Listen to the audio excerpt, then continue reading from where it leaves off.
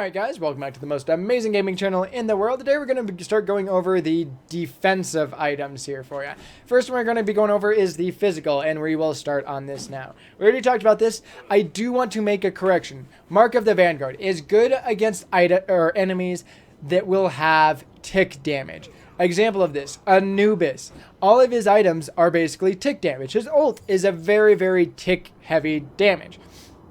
This is going to be good against someone like an Anubis because they're going to tick. And his ult that does a ton of damage, if you can mitigate 5 of that damage every single tick, so every 0.1 seconds you're taking 5 damage off, that's 50 damage that you just mitigated over 1 second. So it's not a bad item for that. I did finally start to look into it, see why you would want to do it.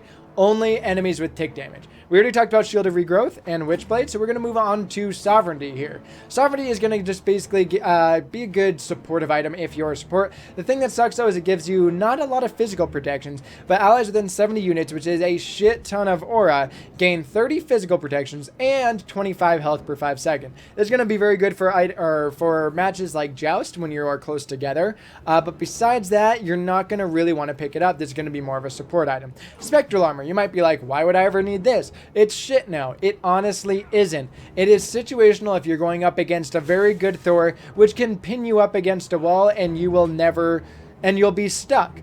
This is going to be good. And Ymir, if you're going up against a good Ymir and you keep getting caught out of place. The one that a lot of people don't realize is Odin.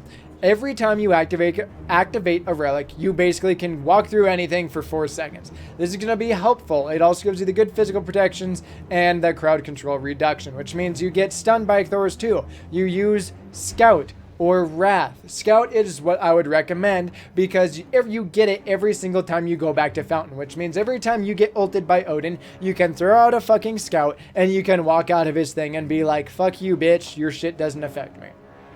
Nemean Lion. This is going to be good. I recommend getting this or Midgardian. I really like pairing these two together because it allows you to reflect the damage, not take a lot, and at the same time slow them so you can actually body block more effectively. Now I'm going to kind of pair these two together. One gives you a shit ton of physical protections and a little bit of mana. That's Height of the Nemean. It's going to reflect a bunch of damage, so if they are going to be building over 2 attack speed, I will usually grab Height of the Nemean Lion. If they have between 1.75 and 2, usually I just pick up Midgardian because it does give you a good amount of health and it gives you the protections as well. If they're at above 2.25, that's usually when I go ahead and pick up both. Or if you're going to be going up against a Rama or a Artemis that will be using an ability that gives them almost 2.5, you're going to want to pick up both of these. Most of the time is what I do to counter build that person. Breastplate of Valor, though, this is very good as well. This is going to be situational. I would say only Guardians pick up Nemean Lion and Midgardian.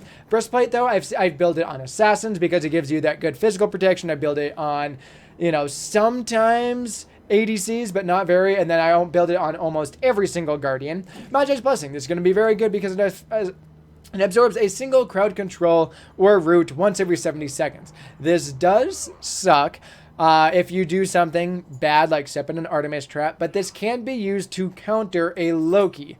If you pair this up, I'm going to skip ahead here, with Mantle of Discord, it's going to basically, the Loki's going to ult you, he'll get stunned, and you'll get 1 second of immunity. Very, very good for both of those items to pair up, in effect, to counter a Loki. I hate it when people do build Magi's Blessing because I will sit there and I will go ult them and they get a scotch-free. My ult doesn't do shit except damage. So usually I'll target the people that don't build this. Hiding of the Urchin, this is going to be a very good item for mainly, I would say, very few select assassins, but most of the time Guardians. I have also can see it being built on a couple warriors as well, so ADCs kind of stay away from this. It will give you 65 physical and magical protections at max stacks and a good portion of health and mana. Shifter Shield, we've already talked about there, as well as Void Shield, so Spirit Robe we're going to be going on against. This is good if you are hit with a hard crowd control effect. This is going to be, for example, say you're going up against a Medusa and an Athena. You will need this because it will reduce the crowd control reduction, your CCR. In addition to that, you will gain a 15% damage mitigation for 3 seconds whenever you're hit by that, and it can affect you once every 10 seconds. That's what makes this very, very good, is the low cooldown on that once every 10 seconds. So the Athena to Medusa may not be as bad because you'll mitigate 15% of that. Mystical Mail, this is going to be a good early game item, but it's very hard to actually warrant that because it deals 40 magical damage per second to enemies within 25 units. Now, this is decent, but if just to show you guys, if I do run over to this Odin, which you will see, it's supposed to do 40 damage. This is someone with no protections at all. Just his base damage at level 1 does 31. So it's not bad, but I would say it falls off really hard at the end, especially because it costs 2850 gold. It only gives you 30 physical protections, and it gives you 300 health. So the health is good. Physical protections, not so much. The thing that is nice, though, is if you do pick this up, it does magical damage, so I could see some warriors picking up that item.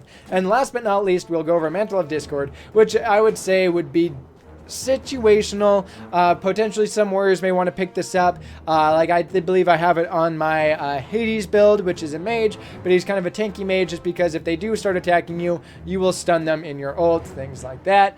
And most supports I could see getting this, but that is quite an expensive item, but it is not a bad item at all. It actually won me a game one time because they overpushed, they ulted me, and as they ulted me, they did damage and everything. We ended up winning that game, so it was really good. So anyways, guys, thank you so much for watching, and until the next time, have yourself a fucking amazing life.